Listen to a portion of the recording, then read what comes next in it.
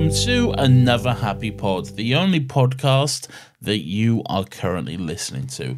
My name is Nathan. As always, I'm joined by my co-host. His name is Lawrence, and he's an idiot. Full disclosure, Lawrence, Nathan's... no one cares. No, Tell I us care. what this podcast is all about. Fuck's sake.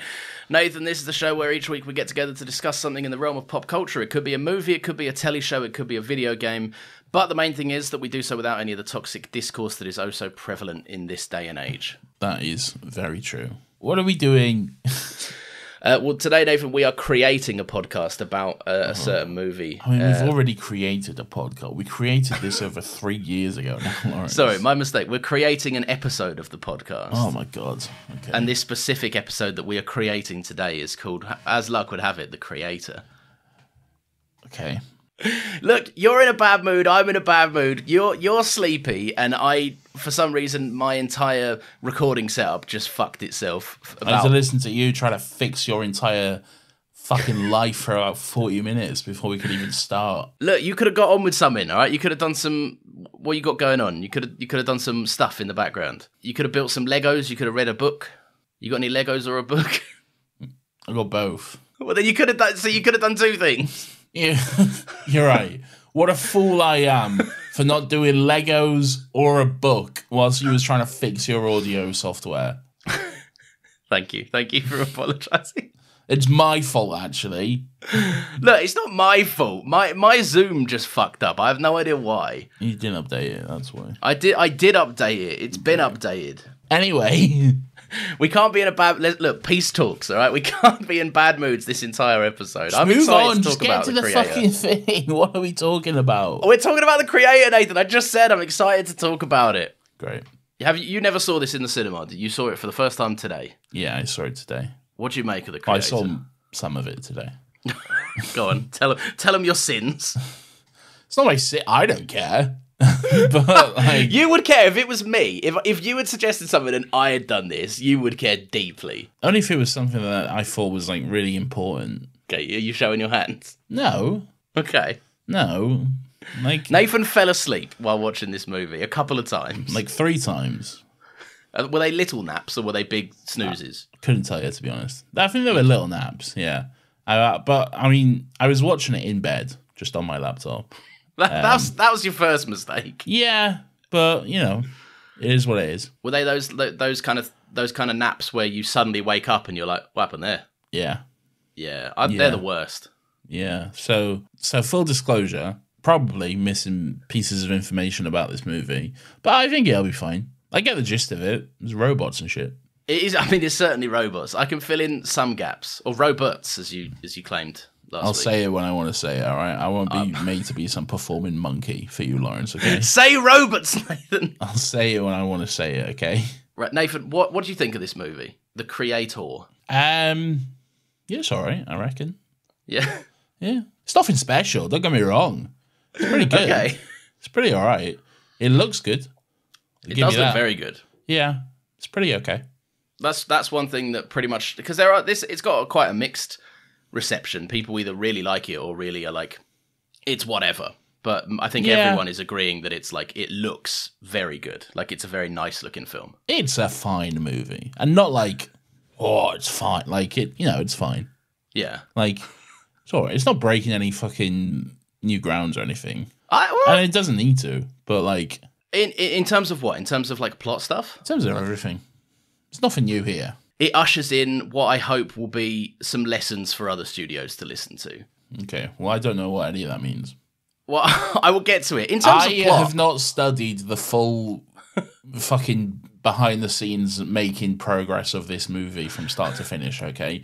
I'm talking purely as a finished product, and again, admittedly, which I did not see all of. Like, it's, it's not breaking any new ground, and it's mostly fine. But again, full disclosure... Nathan's honest opinion of 3/4 of a finished full disclosure... Might not even be that. Full disclosure, I am missing, like, certain pieces. But, whatever. Okay, so luckily for you, I have studied this movie's behind the scenes and making of and VFX process in great detail. Firstly, out of interest. Secondly, then, because I had to listen to a bunch of VFX supervisors talk about it for work stuff, which makes me sound important. I'm just editing an interview. But basically, I think plot-wise, What new ground do you think it's breaking then? If you think it's this masterpiece or whatever, the movie's flawed. The movie has got problems, and there are elements of it that I think are like, it is like a mesh of a bunch of sci-fi concepts, and it's an original movie that's packed to the brim with stuff that's not that original, if that makes sense. But I think what I like the most about this movie is the way that it's been made. It like what it hopefully represents and hopefully serves as a lesson for other people to heed, which is like, if you have a distinct and clear vision and picture of what you want, it's entirely possible to not blow 200 million on a movie and still make it look very good when there are studios out there blowing over 200 million on things that look like shit.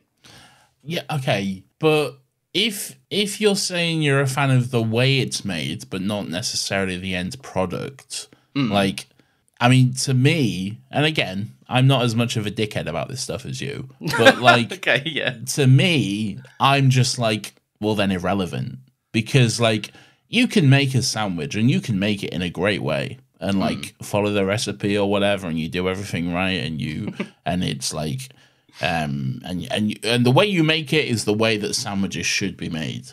Yeah. But then the end result is you've got a shit sandwich. Okay. Okay, yeah. The way you made it doesn't mean shit in that process, does it? If I'm sat here at the table waiting for my sandwich, which you have made the right way, and admittedly, yes, you put a lot of love into it and you did everything the way you were supposed to, but then at the end result, that sandwich is shit, the way you made it isn't going to mean fuck all to me, is it? I'm just going to be like, well, that's a bad sandwich.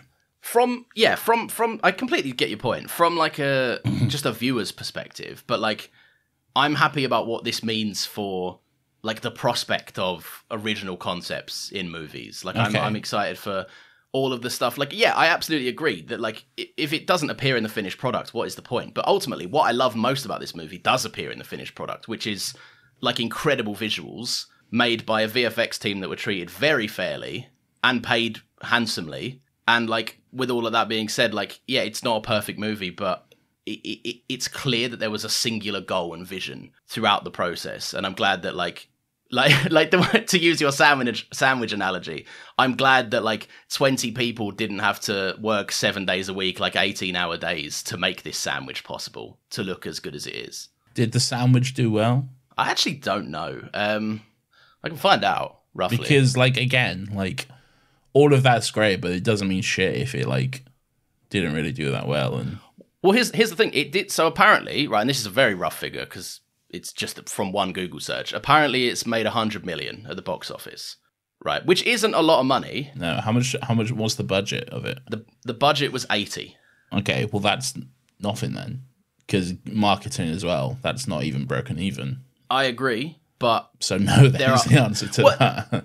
Okay, but then it's a lot more attractive to lose a little bit of money than to lose. We put out a 200 million and then we add another bit on for marketing purposes, and then it still only made 100 million. I'm agreeing with you, and I want to make this 100% clear. I fully agree with you in terms of that. Before I make this next point, okay, I fully agree with you because of that. But the reason these big sandwich restaurants are able to do that, to make these sandwiches that cost 300 million and then they only make whatever, is because they have other movies which make over $1 billion consistently, and that offsets the cost. But I don't think. And by movies, I mean sandwiches. Yeah. Yes, of course. I want to keep up with the analogy. Yeah. Yeah. No, I agree. Look, it's at the end of the day, but that's the industry that it is, right? Like, mega hits fund smaller things. But what I want is a world where the mega hits can be looked at in a more sustainable way. You don't have to burn through a ridiculous amount. And also, like, even just speaking away from like the corporate side of it with money involved, right?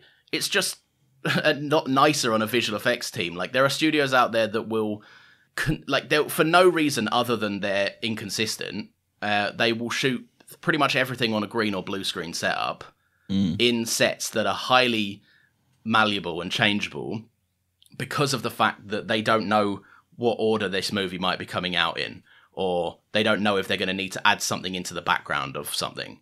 And that is like a burden on VFX artists who do work, and then someone 2 weeks before the movie releases goes, change it, and they go, oh fuck, okay.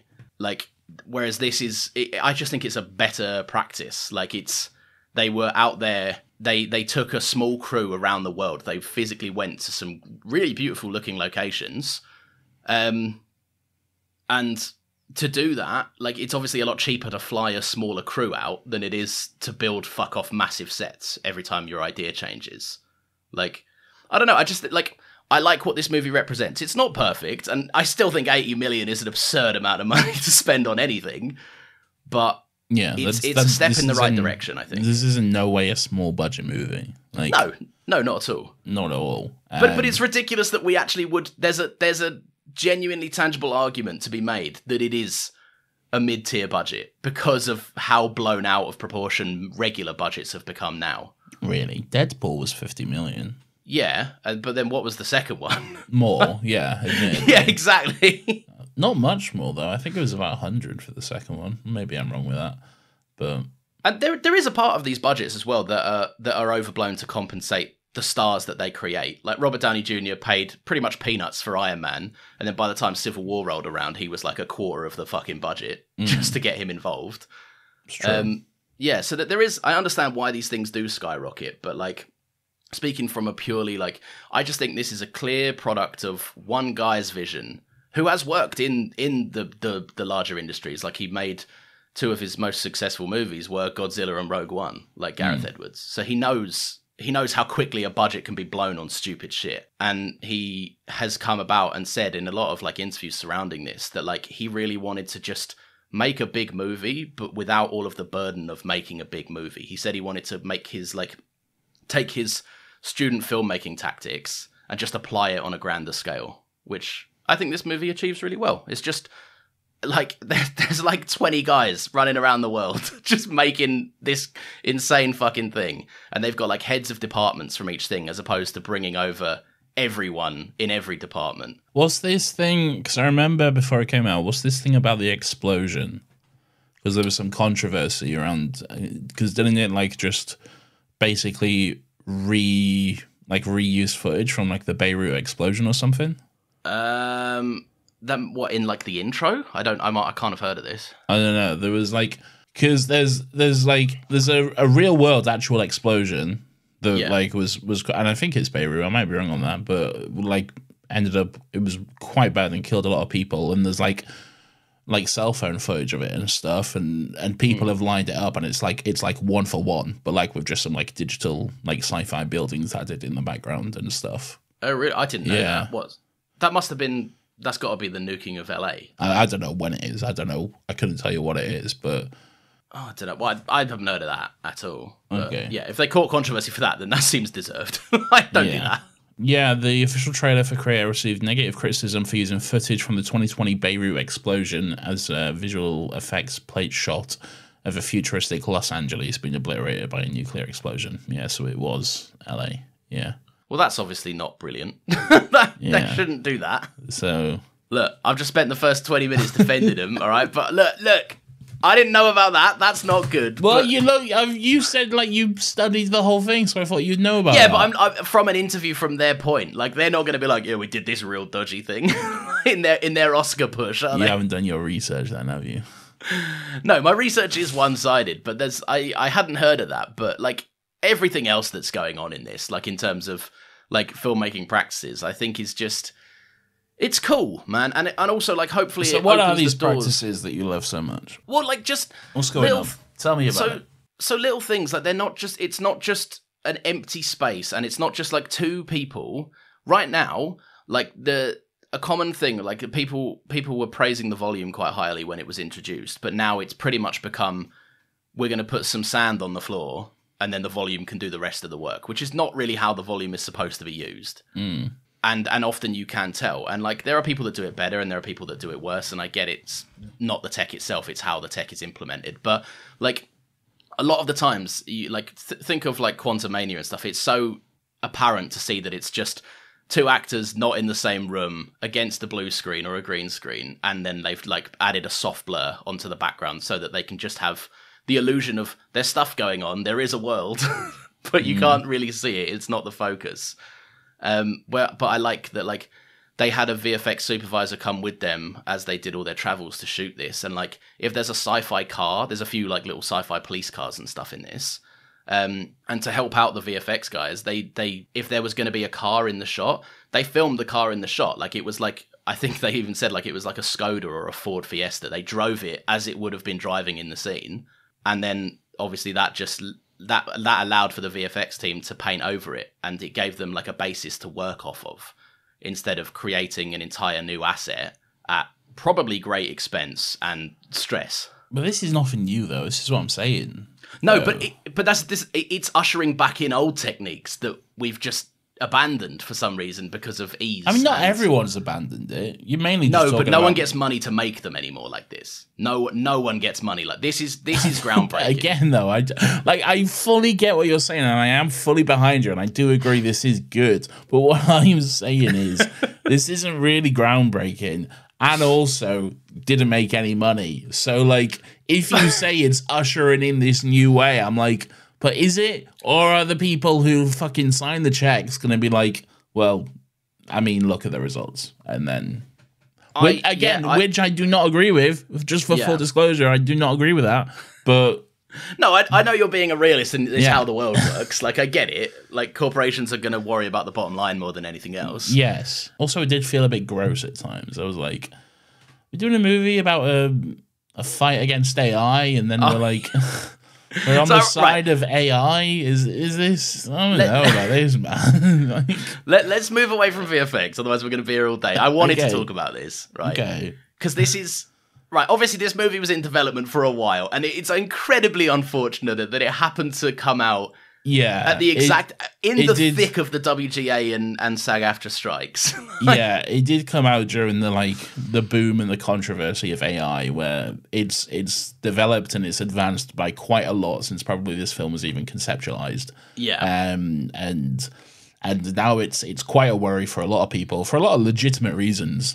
And having a movie where it's like, yeah, fuck the humans, we love AI. It's like, see, I get your point, Chief. But I do think it's like the movie and the themes of AI, like it's more of a surrogate shell to critique like the American military and industrial complex. Like, yes, it is, but it's still, I understand the framing is like, I just know that Gareth Edwards was like in the studio, like, can we delay this a year? Please, can we delay this? I've probably been even worse. Like, the longer this stays on the shelf, the more advanced AI gets, the worse this movie gets, okay? Like, if this came out in 2016, 2015, great. Perfect. Yeah, absolutely fine. But, now, no, it's a different realm. Do you remember Ex Machina? It's basically this. It's like, hey, robots are humans too. And Ex Machina is great. I've got no problem with it. But this is the thing. It's because it came out in 2014 or whatever, 2015. Look, it's unfortunately the landscape that it has landed in. That does color it in a certain way. Yeah. But like, I think if you look at the wider story as a whole, it's way more about critiquing, like, it's way more about critiquing like the war machine that America funds, and also more about how it's more about how we view others. I know. I'm not an idiot. I do get it. But it's I do get it. But well, I had to check because you fell asleep. No, I got that. Okay. But, yeah. Yeah. No. All right. Should we get into? All right. So here we go. So for the longest time, all right. So John David Washington is here. He's like, hello, I'm a spy or whatever. Oh, he's fantastic. What a man. Okay. He's like, what a man. My man is a movie star. All right. Let him be in more things, is what I say. Okay. I have no problem with that. I know you don't like Tenet. I'm just getting it in. I don't like Tenet. Right? I think it's a bad movie. Go on, John David Washington. I'd say it's Nolan's worst movie. I would. Okay. God, what a piece of shit that film is. I say nothing. We've already been on 3 tangents. Yeah, what was I saying? Anyway, so John David Washington's here. He's like undercover. He's like married to Gemma Chan. There's a lot of like my dead wife footage in this movie. There's a lot of she's on the beach and we're in love. Yeah, and I'm wearing a white dress as well. It doesn't do the egregious, look, we're under the bed sheets and I'm looking at the camera sort of thing. It doesn't do that, the traditional, but it gets the smile close. in the lens and look away out of shyness. Yeah. Exactly. A lot of My Dead Wife footage. But anyway, so he's married to Gemma Chan, but all right, so here's something I don't get, and maybe this was explained, but maybe not. Is Gemma Chan a robot? No. Okay, so she was a person. She was a person. She's a pregnant person. Yeah. Okay, and the baby is not the baby? The baby... So the baby's not the robot? In a way, right. So let me speak I'm already confused now. What's going on? All right, so basically... So there's a robot. There's a robot. Nathan, let me get through it. There's a baby robot who is like a bomb or whatever. No, she's not a bomb. She's an EMP, I guess. She's a weapon. She's a weapon that can turn off technology or something. Yes. She does a little prey, and then technology turns off. I would not use the term weapon. She is... I think that the fact that she can't blow shit up, the fact that she can just stop things is far more of like indicative of enough her of your purpose. fucking ethical bullshit here. I'm just speaking generally, okay? Well, then let me get through this so we can get on. All right, go on. So basically, Gemma Chan was with John David Washington. John David Washington was sent to Gemma Chan's little village. Yes. Because he wanted information on her dad, who is the AI. He's like progressing a lot of the AI works in Asia. Because John David Washington is a big American soldier. He's a big American soldier. And he's fighting a good fight against AI. Yes, of course. Yeah. Yeah, okay. So he goes there. He ends up falling in love with Gemma Chan. Yeah. Years pass. Gemma Chan is... But also the army said, hey, go marry this woman, but don't fall in love. Here, have this ring, marry her, but don't fall in love. Don't get too close, or we'll kill you and your entire family, I guess. Nathan, there's all sorts of questions about what is real in this movie, all right? And we can get to those, but let me tell you who the baby is. I have a feeling I'm not going to like this movie after this episode, but go on. Like, right now, I think it's fine, but whatever, go on. The more you explore... No, it's just because you don't want me to talk about it. No, go on. Do what you need to do. All right, so then, basically, Gemma Chan gets, I guess, semi-blown up. Because the army comes, and John David Washington's like, I'm in the army, but you don't know this. Yes, and obviously the baby is lost because Gemma Chan is lost, and the baby and Gemma Chan don't make it out of that explosion. Makes sense. I'm following. I mean, they kind of do, but she's very comatose and not going to wake up. Okay, you lost me. Okay, well, that's why she's in the little thing at the end. She's in the bed.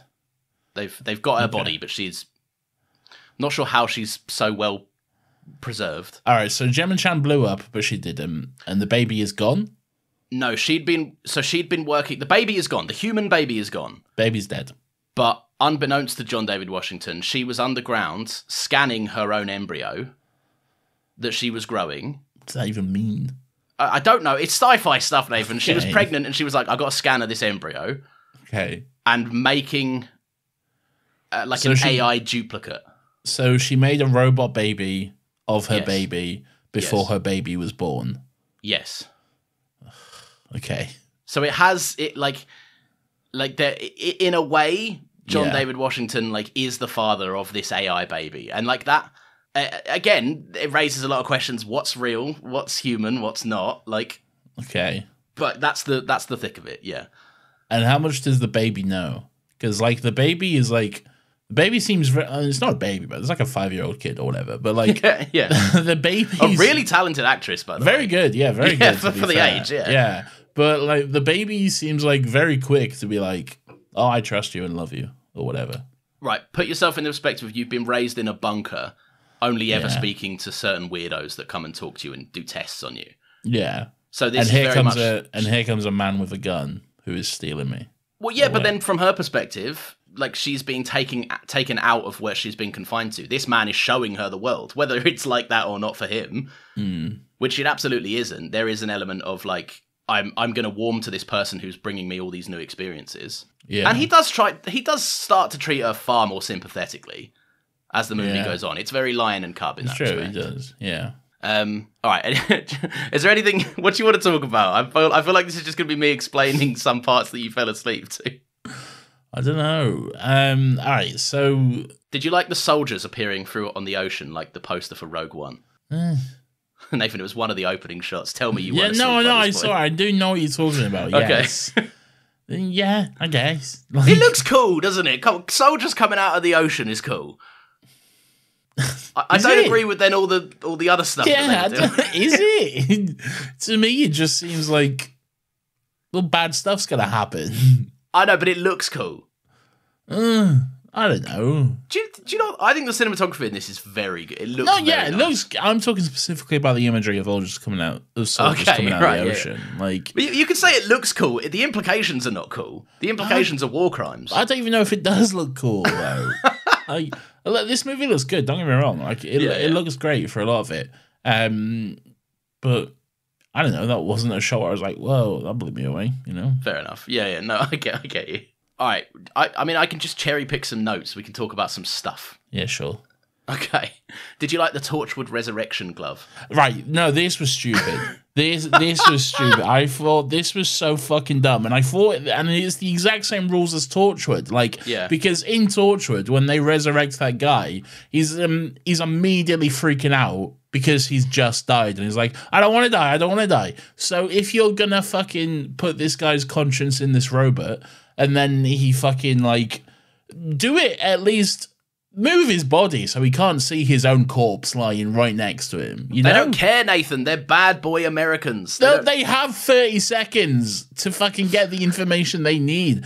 It doesn't matter. It's not about caring. It's about being smart enough to fucking think about what is going to happen. At least spin his head round. Yeah, exactly. At least turn him so he can't fucking see his own mutilated corpse, you know?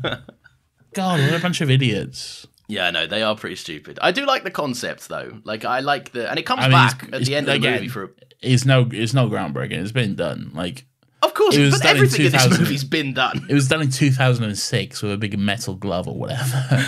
One of my favorite tweets I saw about this movie was just saw the creator, and then underneath it said massive movie for people that haven't played The Last of Us or know about 9/11. I mean, yeah. Look, there's loads of stuff like that. Yeah. All right. Yeah. So what else is going on in this? All right. There's elements of it which is quite funny. I thought the dog playing fetch with a grenade. That's fun. That just gave me anxiety for like a moment. I was like, "Is the dog okay?" And he was. They purposefully had a shot afterwards where the dog was fine. So I was like, "Thank you, Gareth. You did well there." But yeah. There's another bit as well where one of like the American soldiers is like threatening a dog to get information out of like a child who is just screaming. And so are these dogs robots then? No, I think they're just dogs. Then why did the dog take the grenade and take it back out? Just playing fetch, isn't it? Because it was thrown into the room. So the dog was like, I'll do a bit of fetch. Seems convenient. Yeah, I mean, look, but then everything in a movie is convenient, isn't it? I know, but... Look, I'm not saying John David Washington didn't get very lucky in that circumstance. There could be a reason behind it, though. Like, if it was a robot dog or whatever, and then the little girl did it, but... I mean, I get... But then, like, I don't know. I think there's just an element of fun to it, where it's like if I threw a toy right now, my dog would probably get up and get it. So why not with this grenade? Yeah, the dog doesn't know it's a grenade. I know, but... I don't know. And it's a fun little dog. It's a cheery boy. You see him looking at everything going on. He's down to play. But then I was just worried about the dog. All right, what about hijacking the bus through the military checkpoint and all the kids on board are like, wait. This is where there was like playing very loud like kids music as well. Yeah. Yeah.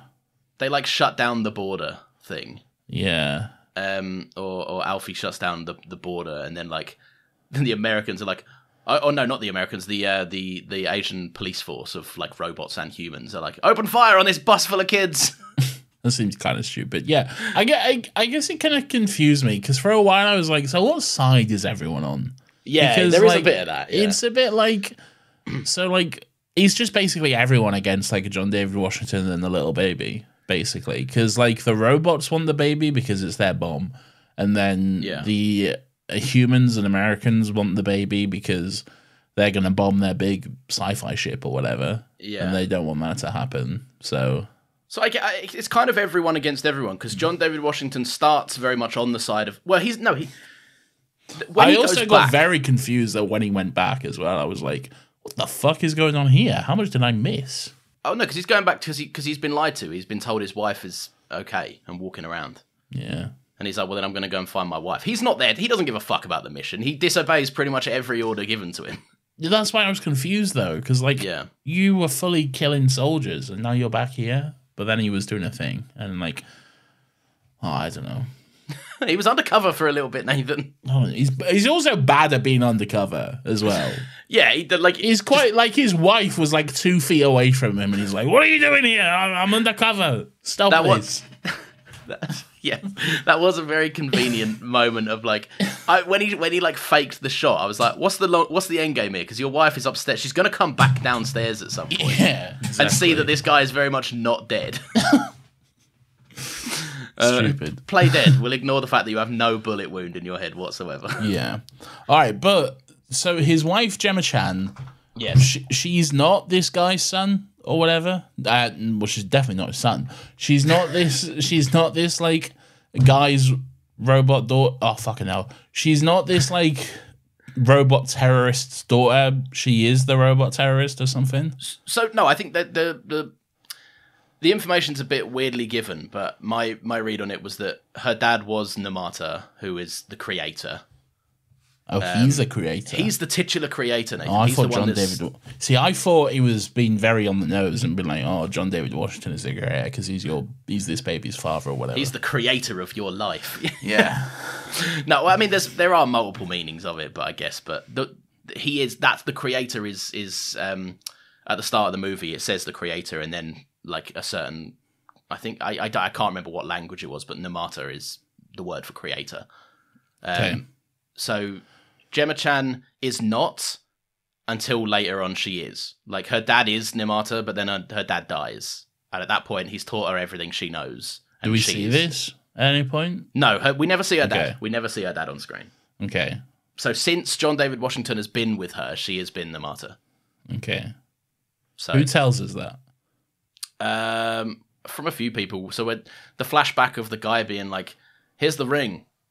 Go and marry her." Yeah. He says it's her dad, and then Ken Watanabe later on tells us that it was her all along.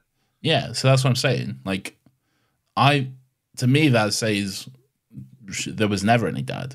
Oh no, but she then says to John David Washington in like a flashback or something that it was her dad taught her everything.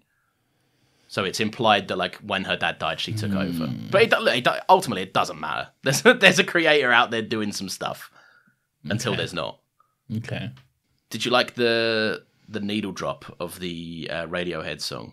Very Vietnam in the helicopter. Oh, I must have missed this entire. That's like one of the coolest bits. What was it? It's when they're re-entering Asia, when John David Washington is going back after he accepts the mission at his pool. You know his little pool that he's at? He's at the beginning, you mean? Yeah, he's having a swim. All right, yeah. And then they go and go, your wife's alive. And he goes, all right, get me back on the helicopter then. Yeah. Yeah, and then on the helicopter, it's flying in, and it does that. It has that really cool Radiohead. I'll play it now. This is not for Nathan's benefit, but this is the song for anyone that's listening. What is the song? I'll find out. It's Radiohead. Let me get the title of the song. Everything in its right place. I was awake for this part of the movie. All right. I was fully awake for this, but I have no memory of this at all. But I was awake. I don't know. It's just cool. To me, it manages to capture like that. You know, is any Radiohead song moment in a movie ever cool though?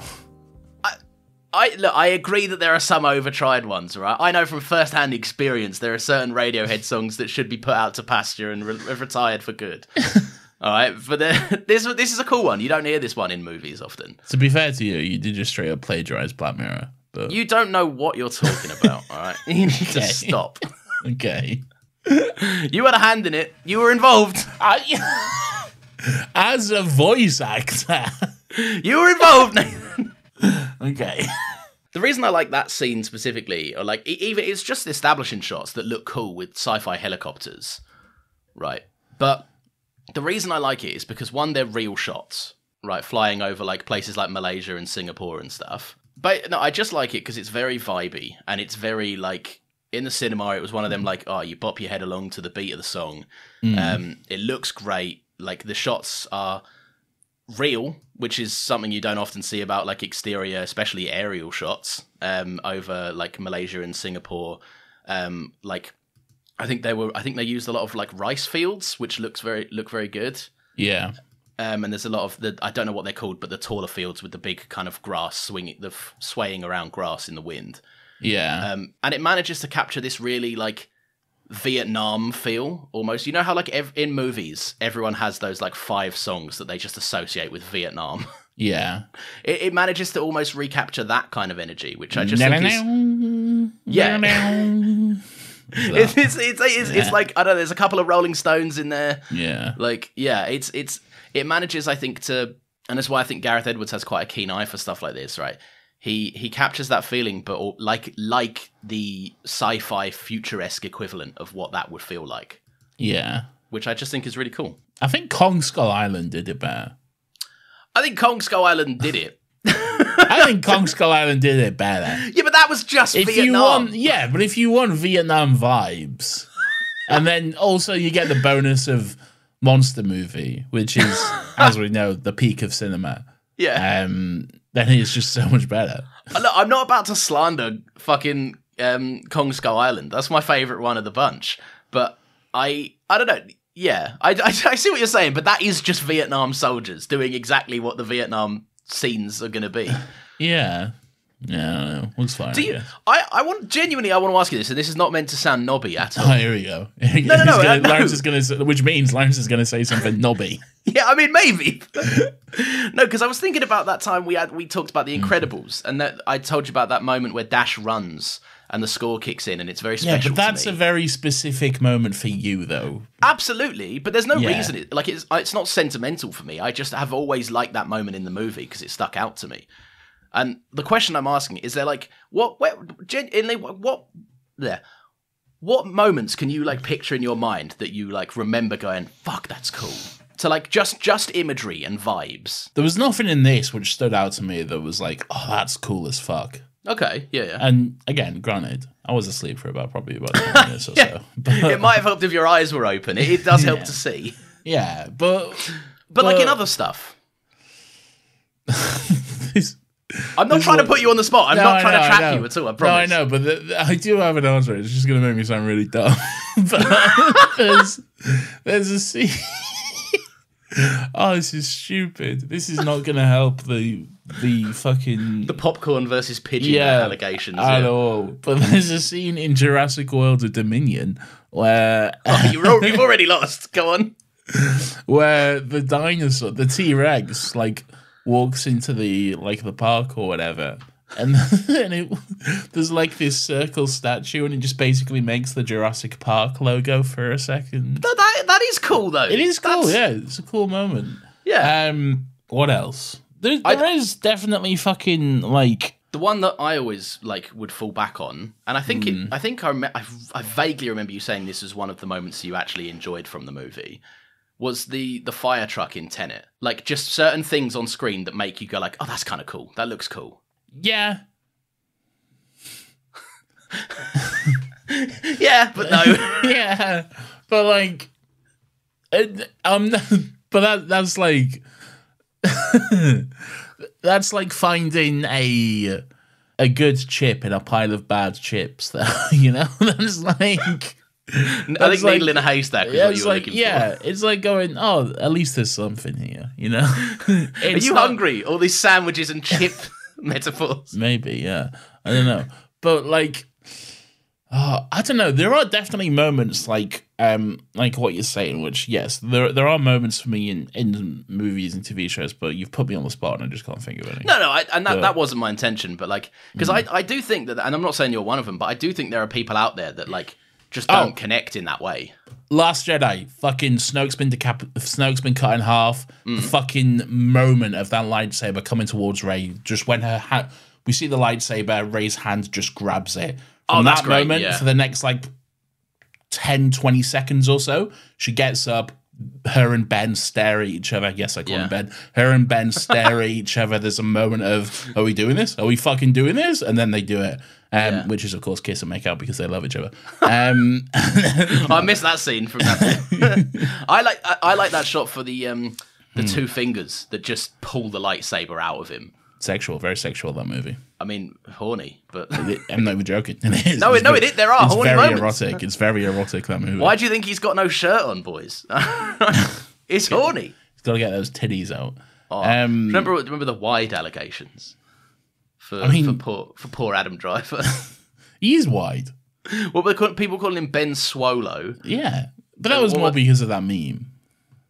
What, the one that made him look ridiculously wider? Yeah, because they widened the meme. But they kept his head the same. Yeah. No, the only reason I ask is that there are genuinely some people that like, and I think that's a big part of enjoying this movie, right? Is to connect with the vibes of it, like, because this does look cool. I think, weirdly enough, I saw this in IMAX, and I was very stunned when I opened it up on Disney Plus yesterday, and it was a very skinny boy. I was like, oh, like this is smaller than 239. Do they not have the IMAX version on Disney? No, Plus? I did try and look for it because I think it is a shame because this is one of those, like, you know, Disney Plus do that like IMAX enhanced thing. This is one that would benefit from it. I don't like the home release version of it. Disagree. What? You know my you know my feelings. No, but like I just think there was so much like original stuff captured for this, and so much cool imagery and cool locations travel to shoot on. Like, yeah, but what are you really missing out on? Really, more of it, more cool stuff. Oh, we missed a bit of grass and a bit of sky. I do find it more immersive. No, but explosions. But we've had this argument, but I find it less cinematic. And that's you know what, that's fine. At the sake of keeping this episode under 1 million years. All right, let's talk about some specific stuff. What do you like? Do you like Nomad? No, of course not. No, as in the design, Nathan. I'm asking you from a design perspective. It's a big, terrifying nuclear dropping machine. Of course, I don't like this. Fucking... Okay, all right, fine. Right, let me get on your terms. Do you like the Death Star? No. Do you like the design of the Death Star? Yes. So you can distinguish the two. Okay, we've got it. I do like the Death Star. I know. What do you think of Nomad? The King of Scale has returned to give us a big spaceship again. Yeah, I didn't get the scale stuff this time, really. No, you didn't? No, not really, because Nomad it's not as striking as Star Destroyer over that place. I think it's because you don't really have anything to reference it against. The thing that worked well with Rogue One is we were familiar with Star Destroyers. We were familiar with these imagery that was used, so we could really get a good sense of it. With Nomad, we have nothing to compare it to because, like, it's not neither is Star Destroyer, but you know we've not seen it before. You know, it's like it's a new thing, and then it's up against just for the most part the sky, and then maybe some other spaceships. It's like okay, but like I don't know. I just don't think you necessarily get the same sense of scale from this movie that you do in, say, a Godzilla or a Rogue One or anything like that. No, I do agree. Like that kind of skydiving jump sequence in Godzilla. Yeah. Like and like you say, what planet is the Star Destroyer over? Jeddah. Yeah, that stuff looks amazing, and it's also because we have some prior concept of, like you said, we know what it is. We know how big a Star Destroyer looks. So when we see it look suddenly a lot bigger than we're used to, but still keeping within its proportions of what it should actually be. Yeah, it is quite visually striking. The misstep I think with Nomad is it's a blessing and a curse because I love the lights that it shines down to track its targets, but they scale it because Nomad is basically the shape of a big boomerang. And the lights come down in the shape of a boomerang. So you go right. So Nomad is this big then. But then when you look at Nomad, you're like, it looks much bigger now because it's in the sky. Yeah. So is it just as small as the lights, or is it like a portion of the lights? I don't know. I didn't like the lights. I thought they were dumb. I don't think they'd be a practical tool, but I think sci-fi visuals wise, they look cool. I don't know. To me, it was just like we have this big secret flying nuclear base. Yeah. Oh, here it comes. I can see it coming from 10 miles away because of these big fucking shining lasers which illuminate every step it takes, apparently. Yeah. And to be fair, I have throughout the film, there are a few funny moments. I want to reiterate, I like this. I'm just poking fun.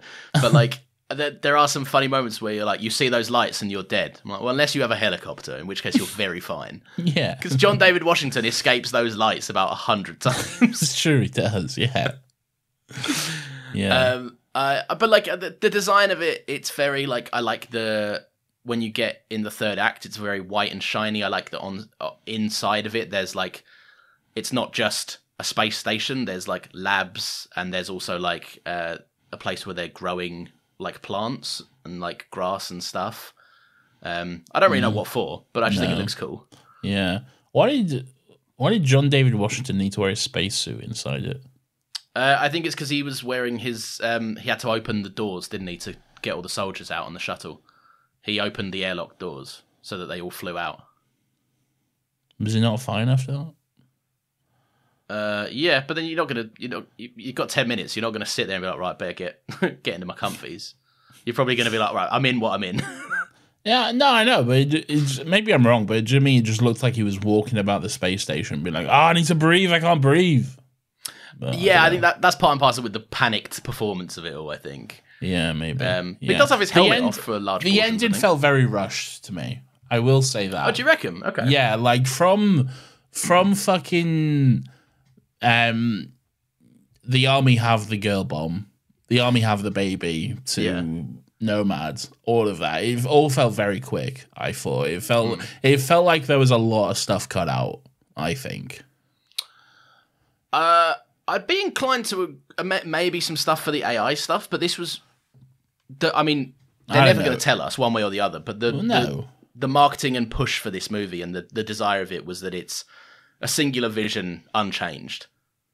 Which, there's always an emphasis of... Like, there's always a little bit of bullshit around that kind of stuff. Yeah, yeah. Like, stuff will have already definitely been... But, I mean, you can have a singular vision, but, like, fucking still edit stuff. Like, what do you think was missing? Movie, what felt wrong? There is not a single movie that has ever come out which is singular vision unchanged. That just does not exist, okay? Because no matter who there's always stuff you can lose in the edit room. And if there isn't, then you probably shouldn't make movies, okay? Yeah. Yeah. You should always look at something critically and be like, yeah, what can go now that it's all together?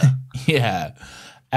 So that's bullshit, but whatever. Yeah, no, it just felt like very quick to me, but like not in a good way. It felt like it I don't know if it actually was this, but it felt like 2-second shot of us in the car, and now we're on the spaceship now, and now we're at Nomad now. You mean them getting to Nomad? Yeah, it all just felt quite quick, really. There's definitely a convenience of it, of which is like, I actually think a nice little, some degree of like a chase sequence would have been quite cool there, like an elongated stealth section. Yeah, because I think, and they could have played into one of the strengths of this movie, which I think is John David Washington he's a great. His physicality is brilliant for like action stuff. He's very like, I know, and again, for whatever your feelings are on Tenet, you don't like it, right? But like the fights where he grates a man's face with a cheese grater, like the fact that he's the smallest person in the room and like the ferocity of his punches, how quickly he can run, like sprinting for his life, trying to get away from a building blowing up. Like he's a very good physical performer. And I think the movie could have benefited from putting him in more situations where he was, I don't know, looking a bit cooler. Like there are moments where he has a standoff with a guy with a gun, and like he shoots the guy, but he's dropped to the floor. There are other moments where he's like stunt driving a car, and he's just contorting his entire body around to look around everywhere, out of every window. Like, do you see what I'm getting at? Like he's very physically, I think he's quite gifted. Yeah, I think. No. I don't know. I guess I don't really notice that. Did you like the big bulky boys, the bomb boys? I did. Those were very fun, actually. Yeah, I did. Like them. I did those. I did like those quite a lot. They were quite funny the way they just like Godspeed, ma'am, and then just started running towards the end. It's been an honor to serve you, and then just they ran into a conflict to explode themselves. Yeah, they were quite fun. Quite grim when you think about them, but still.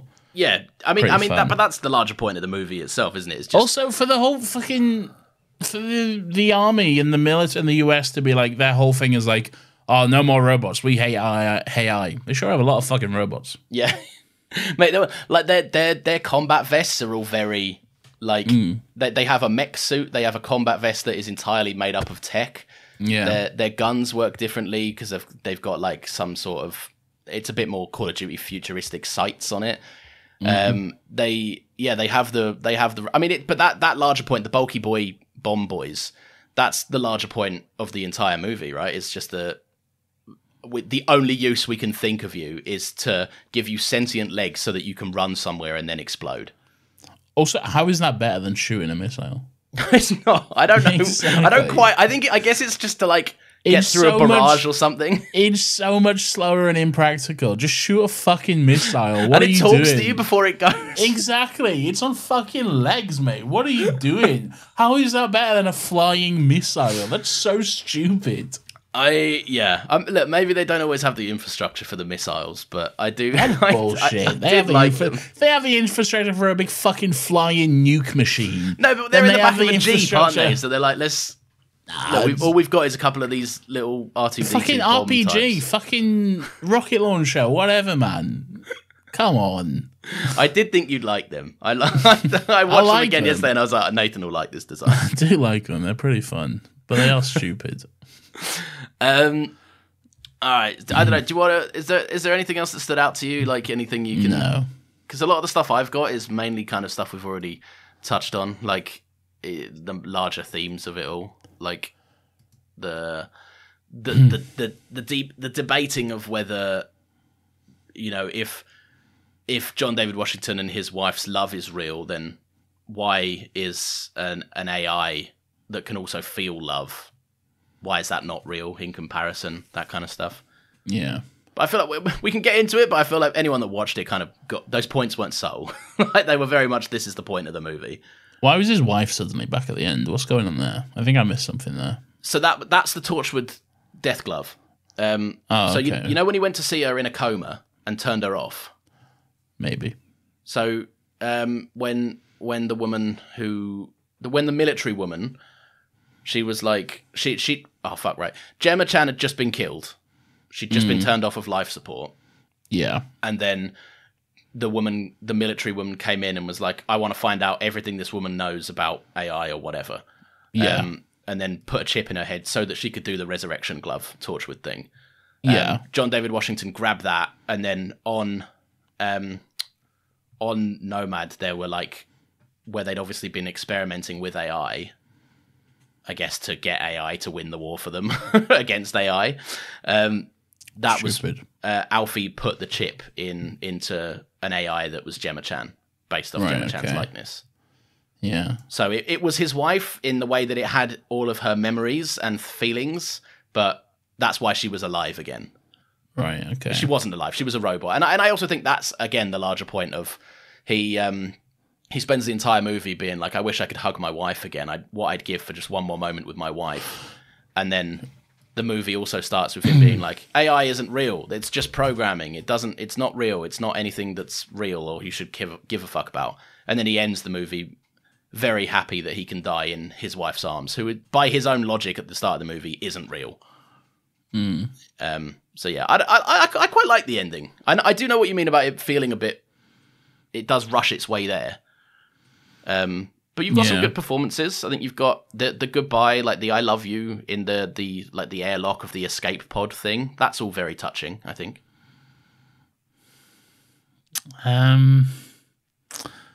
Yeah, no, it was. Yeah. It was a little bit. A little bit. Yeah. Like, no. I don't know. Like, again, it's nothing groundbreaking. And it doesn't need to be. It 100% does not need to be, but yeah, I don't know. I think I was a little let down by it. I was expecting more, really, from this movie. I don't know. I'd heard quite good stuff. You put this on my radar. You sent me the trailer for this. I hadn't heard of this. Yeah, and I thought it looked really good and seemed really interesting. But yeah, I was just a little let down by it, I think. Like there's good stuff in it, and it's got good ideas. I think it's just a bit, a bit convoluted, maybe. Yeah, I think it gets lost in its own ideas sometimes. I agree with that. Yeah, and it gets lost in. It would be more forgivable if the ideas it got lost in were not just taken from other things. Like, Yeah. it's a movie that borrows a lot, and people And have that's said, fine. You can do that. yeah, But then don't present yourself as this wholly original thing or whatever. and there is kind of like, I do understand the concept of studios are obviously unwilling to spend a lot of money on it. The whole reason this got made is because Gareth Edwards went to them and went 80 million, not 200 million. Like, they wouldn't have even entertained a meeting at 200 million. But I do think there is an element of, because it's not like an IP or it's not a proven franchise, that the pitch likely would have to have been like, oh, it's like District 9 meets this movie.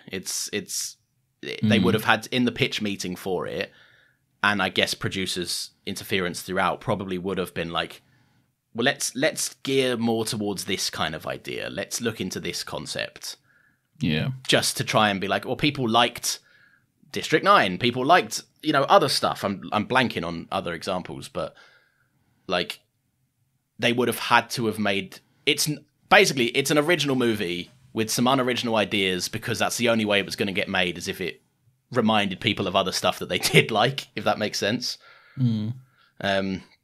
But yeah, it's not perfect. It's not, but I like what it represents. And I don't think it's perfect in that regard. I think it's just a step in the right direction for making things whilst also treating people a bit more fair, and also, like,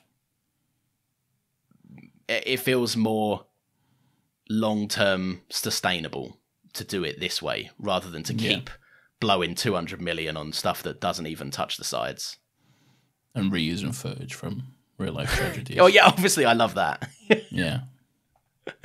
No, but do you know what I mean, though? Like, it's a fairer practice that's been done. Oh, yeah. 100%. Yeah. I agree with that. Yeah. And I just don't think the end product is, like... I don't know. I would have loved great. these practices. Don't get me wrong, it looks great. It looks fucking stunning. Yeah. I think. But... just a bit of shit. No, it's not. It's a shame. No, but like, it didn't perform that well because the movie. I don't think it didn't perform well because of the budget or the reasonings. I think it performed well. I don't think it performed that well because people went to watch it, and then word of mouth, people were like, "You can watch this at home." Yeah. Like because it is something that you can easily just watch at home. Yeah. It's not something that you need to rush out to the cinema to experience on a big screen. Like it. What I would have loved if this movie was slightly more better in the plot department, and then it really would have been heralded as this great. This is the way things need to be done. Look at this great concept that was made for not cheap, but a lot cheaper than people would have initially assumed. But yeah. Overall, cool. Glad I watched it. I'm glad I watched it again. I liked it more on the second time round, I think. It's one that, like, there were some plot cracks that I was able to look at and be like, oh, okay, I guess that makes a bit more sense now that it's clearly laid out for me. I am indifferent to the fact that I watched most of it. So there we go. One day he'll watch the whole thing and you'll have a full... I don't know if I will. Fair enough.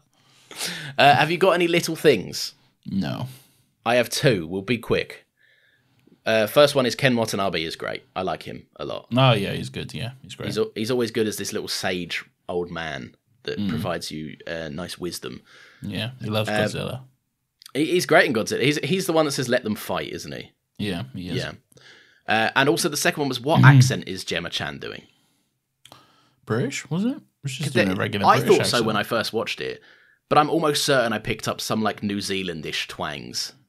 Oh, I didn't know. I just thought she was just doing a regular British. I don't know. I think maybe because she's English. She has a British accent in Eternals, right?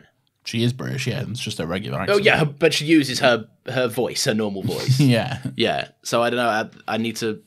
I'm not watching The Creator again at any time, but anytime soon. But I did feel like there were like some New Zealand twangs creeping out here and there. Anyway, it's that point of the show where we recommend some stuff to each other. It could be something we've watched, read, listened to, or experienced. Basically anything we've done in the past week that we'd like to share with each other and to you, lovely listeners. My recommendation this week is very simple, will require very little explaining, and it is Connect 4, the game. Okay.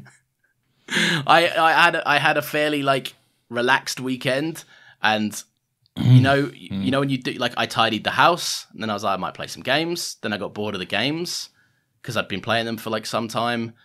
And then I kind of ran out of cool things that I wanted to do with my time off. And I went, do you know what? I want to play a board game. And I don't really like Scrabble and stuff. I think they're like, it's not as fun to me because I'm having to do a lot of thinking. I like the simplicity of a Connect 4 where I'm just like, it's a little visual puzzle for my brain. I'm going to recommend a podcast called Still Got Legs. No, you can't. Why not? That's an outrageous plug. We're not doing that. Fine. Also, we'll plug it again in a minute. Well, all right, yeah, but that doesn't help me now, does it? You're just using a slot. Go on, think of something else. What's the first thing you can see? My phone. All right, recommend your phone. I'll recommend my phone. Everyone should go and get Nathan's phone. No, don't do that. What phone have you got? Why is that important? So that you're recommending people can go and check out that model number. I don't want them to know what is it, like iPhone like 14, I don't 15? want them to know what phone I've got. All right. You're not gatekeeping it. It's one of the biggest phone companies in the world. I like my privacy. I'm not recommending my phone. Okay, well then what are you recommending? I'm recommending the Super Bowl. The Super Bowl that's already gone. Yeah, everyone watched the Chiefs versus the 49ers, I think it was. I have no idea. I have no idea what goes on in the Super Bowl. Who did the halftime show? Usher. Cool. Yeah. Oh, that would explain all the fall of the House of Usher memes I've been seeing. Probably. That makes some sense. Truth be told, I didn't even watch it. Nor did I. Main thing Super Bowl is good for is all the trailers that come after it. Did you see the Apes trailer? I didn't know. Oh, it looks cool. That's a very cool one. No, I need to watch that. I didn't see it. They're having a cool fight. It looks good. Fuck it. I'll recommend. No, I genuinely have anything. I genuinely have nothing. What about a game? You played a game? I've only been playing The Last of Us, and I've recommended that like 3 times. What did you have for dinner? Nothing. You haven't not eaten anything in the last week, have you? I had a cup of soup yesterday. There you go. That's that then. I recommend a cup of soup. Is all of that problem solving staying in as well? Sure, why not? I recommend a cup of soup, everyone. Thank you very much for listening, everyone. If you have enjoyed the show, then please feel free to leave us a little 5-star review. It'd be much appreciated.